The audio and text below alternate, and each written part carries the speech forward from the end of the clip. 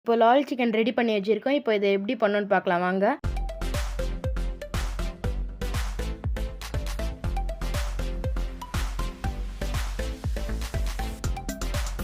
Hi, இப்போ lemon வச்சுருக்கோம், cut பண்ணிக்கலாம். இப்போ அதில் புளியணும், ரொம்ப போட்டால் புளிப்பாயிடும், பார்த்து போடுங்க. தயிர் இப்போ இதில் கொஞ்சமாக ஊற்றிக்கணும். கார்லிக் பேஸ்ட் இப்போ கொஞ்சம் போட்டுக்கலாம். டர்மரிக்கு, உப்பு, சீரகப்பொடி, மிளகாத்தூள், கரம் மசாலா, காஷ்மீரி சில்லி பவுடர். இப்போ கொஞ்சம் அதை போட்டுக்கலாம் எல்லாத்தையும். இப்போ கொஞ்சம் ஆயில் போடணும். இப்போ நல்லா மிக்ஸ் பண்ணிக்கணும்.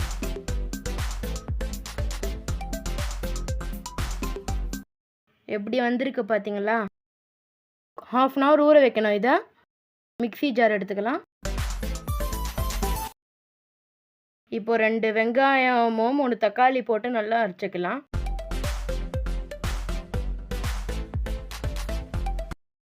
அது கூட 4 காஞ்ச மிளகாவும் முந்திரியும் கொஞ்சம் இஞ்சி பூண்டு சேர்த்துக்கலாம்.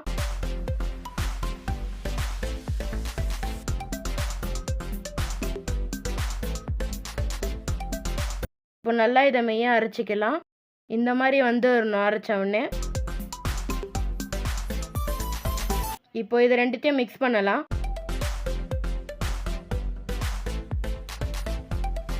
பார்க்கும் போதே சாப்பிட்ணுன்னு தோணுதில்ல? கொஞ்சம் வெயிட் பண்ணுங்க. ஜாரில் ஒட்டிட்டு இருக்கிறத கொஞ்சமாக தண்ணி போட்டு அதிலே ஊற்றிக்கலாம். திரும்பி நல்லா கொஞ்சம் மிக்ஸ் பண்ணணும். இதை எச்ச ஊறுதுங்க எனக்கே.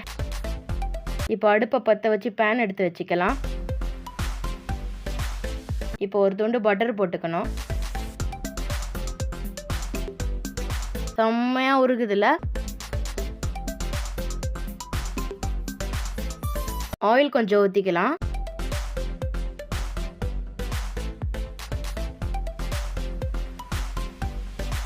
ஆனியனை கட் பண்ணி வச்சுருக்கோம்ல, அதை இப்போ இதில் போட்டுக்கலாம்.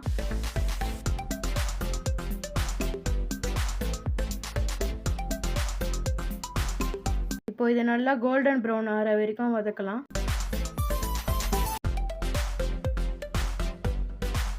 பார்த்தீங்களா, இப்படி கோல்டன் ப்ரௌன் மாதிரி வந்திருக்கு. இந்த மாதிரி வந்து பிளேட்டில் எடுத்து வச்சுக்கோங்க.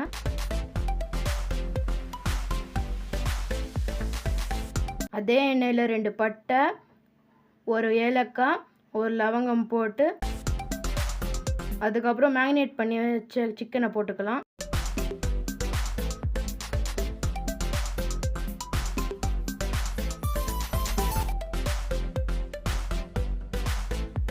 இப்போ இதை கொஞ்சம் வதக்கணும்.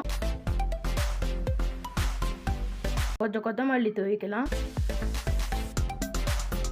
மூடி வச்சிடுறோம். செம்மையாக இருக்குல்ல? நம்ம அந்த வெங்காயத்தை ப்ரௌன் பண்ணி வச்சுருந்தோம்ல, அதை இப்போ இதில் போட்டுக்கலாம். கொஞ்சம் கொத்தமல்லி தூவிக்கலாம்.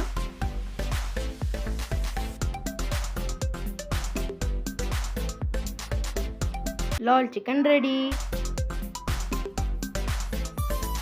இப்போ நம்ம லால் சிக்கன் ரெடி ஆகிடுச்சு.